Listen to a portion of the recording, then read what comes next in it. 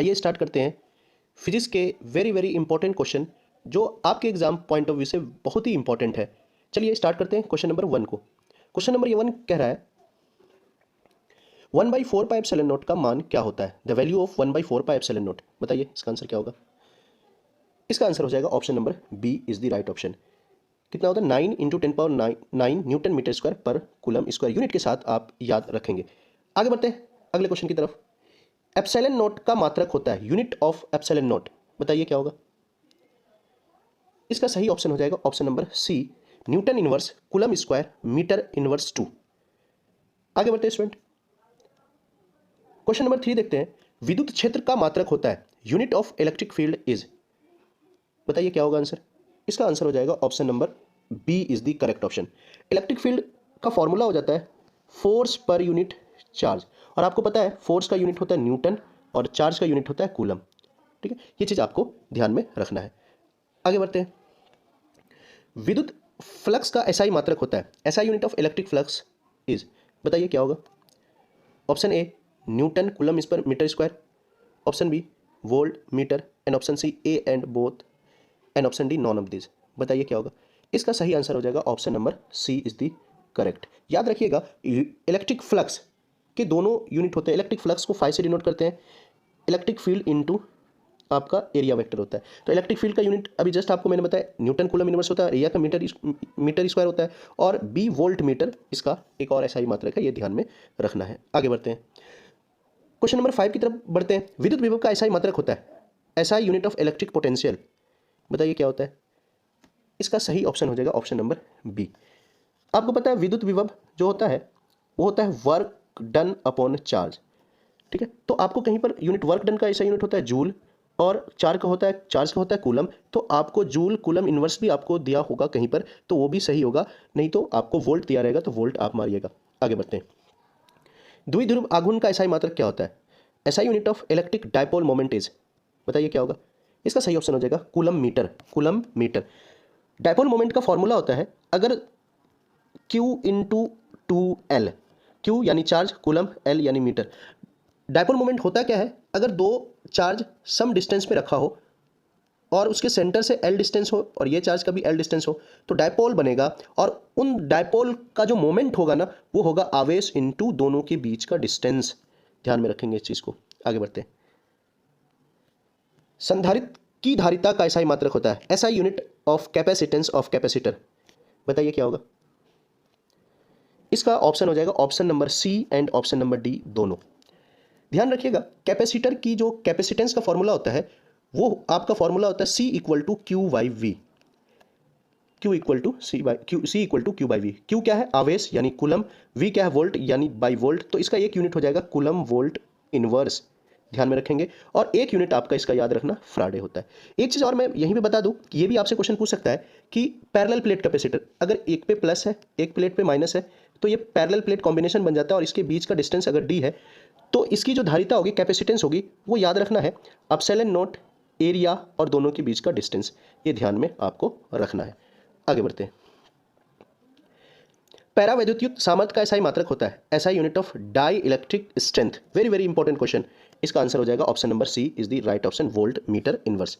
आगे बढ़ते हैं क्वेश्चन नंबर 9। प्रतिरोधकता का SI मात्रक होता है, SI unit of resistivity. Option ohm, option B ohm metre inverse, option D volt. इसका सही आंसर हो जाएगा option number B ohm metre. आपको ये पता है रेसिस्टेंस बराबर होता है रो L बाई ए, तो यही है रेसिस्टिविटी रो। ठीक है, इसका जब आप यूनिट निकालेंगे तो ओम मीटर आएगा। ध्यान रखना, वेरी वेरी इंपॉर्टेंट क्वेश्चन है। आगे बढ़ते हैं क्वेश्चन नंबर 10 की तरफ। चुंबकीय क्षेत्र का मात्रक होता है, unit of magnetic field is. Very important question.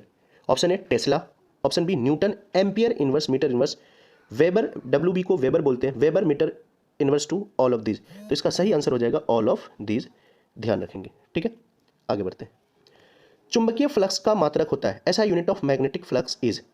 Magnetic flux का ऐसा ही मात्रक क्या होता है? इसका सही ऑप्शन हो जाएगा वेबर। ध्यान में रखेंगे। आगे बढ़ते हैं स्टूडेंट क्वेश्चन नंबर 12 की तरफ। 100 प्रेरक का मात्रक होता है, ऐसा unit of self inductance is. Option A weber, option B henry, option C tesla, and option D newton. बताइएगा कौन सा ऑप्शन होगा? सही आंसर हो जाएगा हेनरी। ठीक है, आगे बढ़ते हैं। अच्छा, यहाँ पे आपको म्यूचुअल इंडक्टेंस के बारे में अगर यूनिट पूछे, म्यूचुअल इंडक्टेंस का यूनिट क्या होगा, तो उसका भी यूनिट आपका हेनरी हो जाएगा। ठीक है, आगे बढ़ते हैं। आगमनात्मक प्रतिक्रिया का मात्रक होता है, ऐसा unit of inductive reactance is, क्या होगा, इसका आंसर हो जाएगा ओम। बहुत important, very very important question. आपको इंडक्टिव रिएक्टेंस में बता दूं, इसका फॉर्मूला होता है एक्सएल। एक्सएल को इंडक्टिव रिएक्टेंस बोलते होता है omega L. Omega L, omega omega आपका होगा फ्रीक्वेंसी, एंगुलर फ्रीक्वेंसी, एल आपका सेल्फ इंडक्टेंस होता है, ध्यान में रखना है। आगे बढ़ते हैं। ऐसा यूनिट ऑफ कैपेसिटिव रिएक्टेंस धारितीय प्रतिघात का मात्रक होता है, बताइए। इसका भी मात्रक आपका ओम, सही ऑप्शन हो जाएगा ओम। इसको हम एक्सी बोलते हैं, कैपेसिटिव रिएक्टेंस को एक्सी से डिनोट करते हैं। इसका फॉर्मूला हो जाएगा स्टूडेंट 1/ओमेगा सी, 1/ओमेगा सी। अच्छा स्टूडेंट, एक चीज़ और मैं यहाँ पे आपको बता दूँ, एक कंडीशन आएगा resonating frequency, resonance condition, resonance condition. जब एक्सएल जो है ना एक्सी के इक्वल हो जाएगा, मतलब कैपेसिटिव रिएक्टेंस इंडक्टिव रिएक्टेंस के इक्वल हो जाएगा, तो उस कंडीशन को बोलते हैं रेजोनेंस कंडीशन। अब यहाँ पर एक फ्रीक्वेंसी आता है जिसका नाम है रेजोनेटिंग फ्रीक्वेंसी, उसका वैल्यू आप याद रख लेना, वेरी वेरी इंपॉर्टेंट। ये होता है 1/2π√LC। ये आपके एग्जाम पॉइंट ऑफ व्यू से वेरी वेरी इंपॉर्टेंट रहेगा। आगे बढ़ते हैं स्टूडेंट। ध्रुव पारबल का ऐसा ही मात्रक होता है, ऐसा unit of pole strength is, option A ampere metre, option B ampere metre inverse, option C ampere metre square and option D ampere metre inverse 2। इसका सही ऑप्शन हो जाएगा option number A ampere metre. आगे बढ़ते हैं। चुंबकीय आघूर्ण का ऐसा मात्रक होता है, ऐसा unit of magnetic moment is, बताइए। सही ऑप्शन हो जाएगा option number B. Very very important question है, ध्यान। क्वेश्चन नंबर 17 देखते हैं स्टूडेंट। चुंबकीय तीव्रता का ऐसा मात्रक होता है, ऐसा यूनिट ऑफ मैग्नेटिक इंटेंसिटी। इसका सही ऑप्शन हो जाएगा option number A is the correct option. Question number 18, प्रकाश वर्ष का ऐसा मात्रक होता है, light year is a unit of, बताइएगा। सही ऑप्शन क्या हो जाएगा, ऑप्शन ए समय का, दूरी का, ऊर्जा का, संवेग का। इसका आंसर हो जाएगा ऑप्शन नंबर बी, दूरी का, ध्यान में आपको रखना है, इंपॉर्टेंट क्वेश्चन है। आगे बढ़ते हैं। लेंस की क्षमता का ऐसा मात्रक क्या होता है, लेंस की क्षमता, इसका सही ऑप्शन हो जाएगा A and B both. Lens power का फॉर्मूला होता है 1/फोकल लेंथ, 1/फोकल लेंथ, ध्यान में आपको रखना है। तो इसका मतलब मीटर इनवर्स भी हो जाएगा और डायोप्टर भी हो जाएगा। आगे बढ़ते हैं। क्वेश्चन नंबर 20 को देखते हैं स्टूडेंट। विद्युत शक्ति का ऐसा ही मात्रक होता है, unit of electric power is, तो आपका सही ऑप्शन हो जाएगा ऑप्शन नंबर ए वाट। क्या हो जाएगा, वाट। इलेक्ट्रिक पावर, एक चीज़ मैं आपको बता दूं, पावर का, इलेक्ट्रिक पावर का फॉर्मूला होता है V²/R, वोल्टेज बाई रेजिस्टेंस। एक और फॉर्मूला होता है I² × R। एक और फॉर्मूला होता है वोल्टेज इंटू करंट। आपसे ऑब्जेक्टिव में ये क्वेश्चन देके बोल सकता है इनमें से कौन पावर का फॉर्मूला नहीं है, तो याद रखना ये 3 इलेक्ट्रिकल पावर के फॉर्मूले होते हैं जो अकॉर्डिंग टू गिवन डाटा के हिसाब से हम लोग यूज़ करते हैं। ठीक है स्टूडेंट।